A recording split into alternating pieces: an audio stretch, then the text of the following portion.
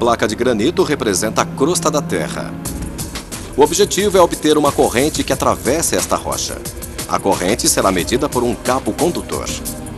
Certo. Vamos começar. 1 tonelada. A pressão comprime o granito com enorme força, 4 toneladas. 7,5. 8. simulando as forças em atividade sob a superfície da Terra. 12 toneladas. Agora está subindo. 16 toneladas. 19 toneladas. 20 toneladas. Estamos obtendo 1 nanoampere. 1.1, 1.2. 30 toneladas. Já podemos diminuir.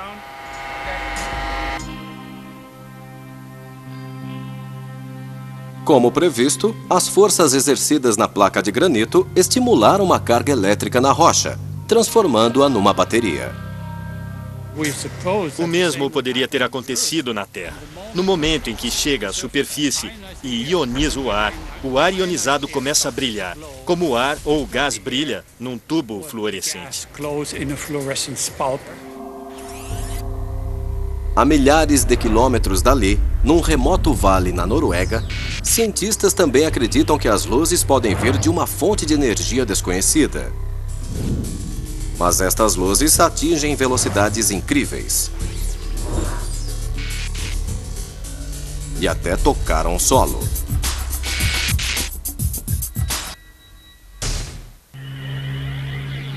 De todas as aparições das luzes misteriosas no mundo todo, algumas das mais espetaculares ocorreram num remoto vale no meio da Noruega. Meu Deus, o que é isso?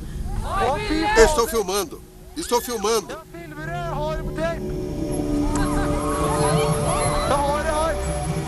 Está se separando.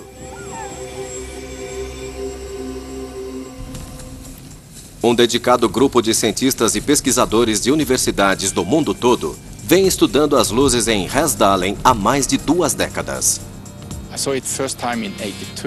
Vi pela primeira vez em 1982, 25 de setembro de 1982. Lembro-me bem da data. Imagine estar na natureza e, de repente, aparece uma luz enorme. Aquilo me impressionou muito. Fascinado por este contato pessoal com as luzes misteriosas, Earl Strand contata o departamento de pesquisa de sua universidade. Por que não estão fazendo nada? Quando descobre que ninguém está pesquisando o fenômeno bizarro, ele mesmo decide fazer isso.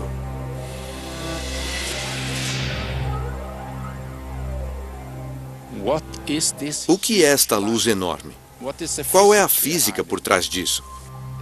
Deve existir algum tipo de energia. De onde vem essa energia? Talvez seja uma energia limpa. Será que podemos usá-la? Strand inicia sua pesquisa mesmo quando ninguém da universidade consegue explicar o fenômeno.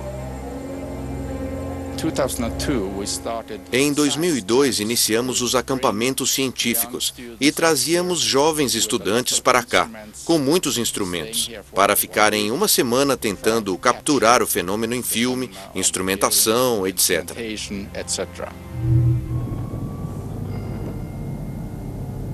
Aqui, as luzes de Hesdalen fazem uma súbita e dramática aparição.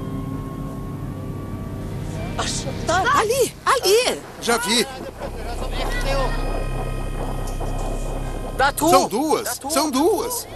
Ali, está voltando. Ah, meu Deus! O que é isso?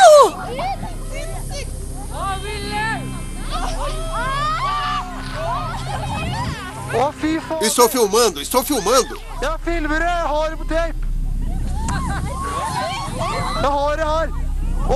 Elas se separaram.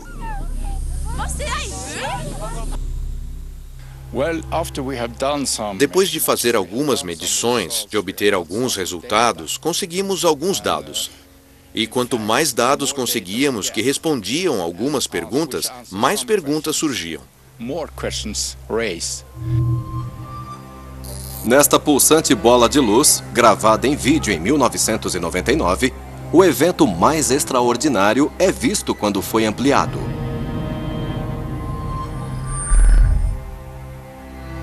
Uma luz menor aparece, é tragada pela luz maior.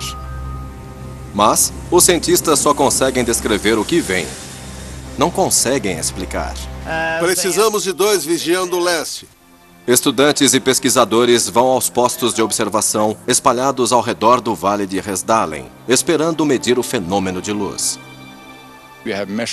Medimos 3 metros, medimos 5 metros. Elas iluminam o solo, pairando durante horas. Luzes a 50 graus acima do horizonte, câmbio. Então eles localizam algo inesperado diretamente abaixo de onde as luzes apareceram. Encontramos alguns rastros no solo, na neve.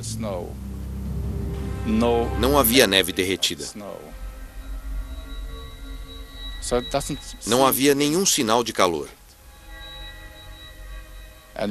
Pegamos amostras da neve para verificar bactérias. Na neve ao redor, havia bactérias normais. Mas no rastro, as bactérias estavam mortas. Isto mostra aos pesquisadores que as luzes interagem com o ambiente de formas estranhas. Mas, novamente, qualquer explicação é mera especulação.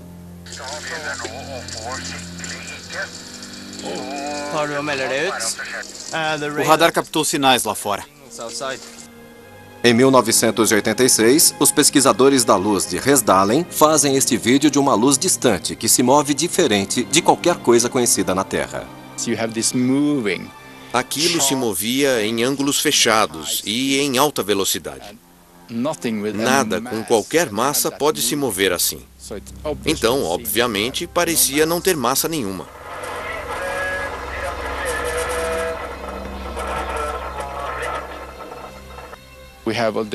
Temos todos os dados com o radar refletindo forte, como se fosse um objeto sólido. Mas não vemos o objeto.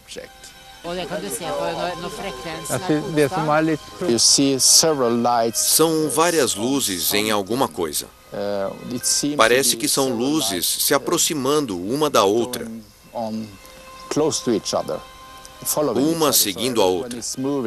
Quando uma se move, todas se movem. Parece que estão ligadas a algo. Medimos a velocidade no radar. Chegava a 30 mil quilômetros por hora.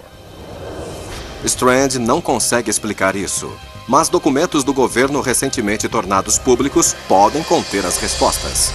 Voltaremos a seguir com A Bíblia do Diabo, no Nat Geo. Os pesquisadores noruegueses não estão sozinhos observando as luzes misteriosas. Nick Redfern é escritor e investigador paranormal e estuda as luzes misteriosas há anos.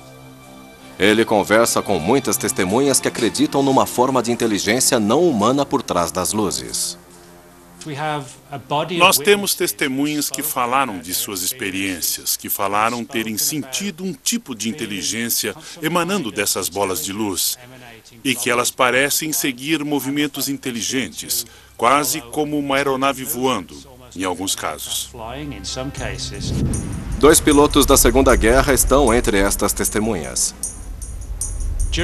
Durante a Segunda Guerra, ocorreu um fenômeno similar às luzes fantasmas, mas que ficou conhecido como Foo Fighters, que eram bolas de luz de movimentos rápidos. Elas perseguiam aviões americanos, alemães, ingleses, japoneses, e cada país pensava que era uma arma secreta do outro, o que não era verdade. E havia alguns paralelos próximos entre as luzes fantasmas. Uma que elas pareciam exibir alguma inteligência, não voavam aleatoriamente, literalmente perseguiam aviões e às vezes quase entrando em combate com eles. Alguns pilotos acreditavam que Foo Fighters eram uma arma feita pelo homem e outros acreditavam que objetos similares eram alienígenas. O Ministério da Defesa britânico encarregou uma comissão para pesquisar as bolas de luzes.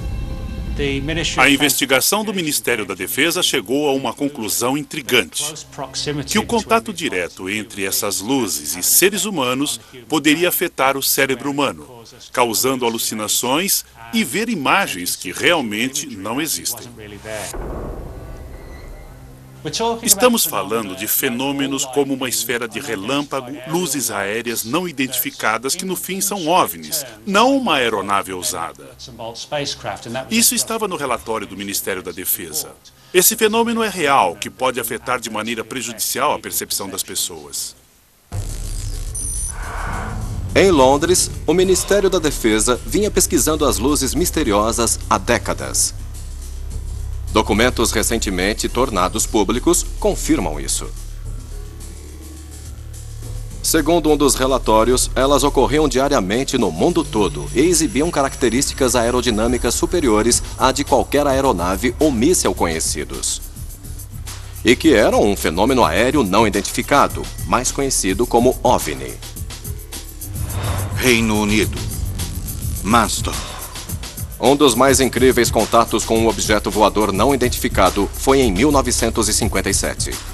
Aconteceu na base aérea inglesa de Manston, envolvendo pilotos de caça dos Estados Unidos. O documento revela o nome de um dos pilotos, Milton Torres. Hoje, o piloto aposentado mora na Flórida. Ele pode ser um dos únicos pilotos que enfrentou um OVNI em combate direto. Ele guardou o segredo de sua história durante décadas, mas hoje pode contar ao mundo o que testemunhou. Era 20 de maio de 1957. O tempo estava fechado desde o chão. Não havia nada, não havia estrelas para serem vistas devido ao tempo.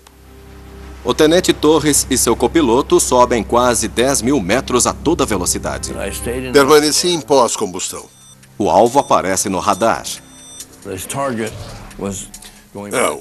O alvo ia para trás e para frente, parava e partia, e só fazia isso. E nós tínhamos que derrubá-lo. O sinal era enorme.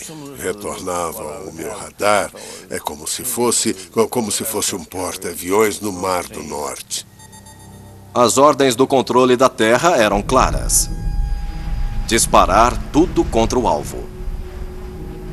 Eu não tinha ideia do que estava acontecendo. Era provavelmente o começo da Terceira Guerra Mundial. Apesar da sua hesitação, ele se prepara para atacar. Eu estava travado e mirando. E a 20 segundos de puxar o gatilho, de repente, o meu alvo me deixou. O que ele vê no radar parece impossível. Naquela hora eu estava em ponto 92 Mach. Estava a 92% da velocidade do som. E aquilo fugiu 10 vezes mais rápido. Estava fazendo perto de Mach 10 e desapareceu da tela.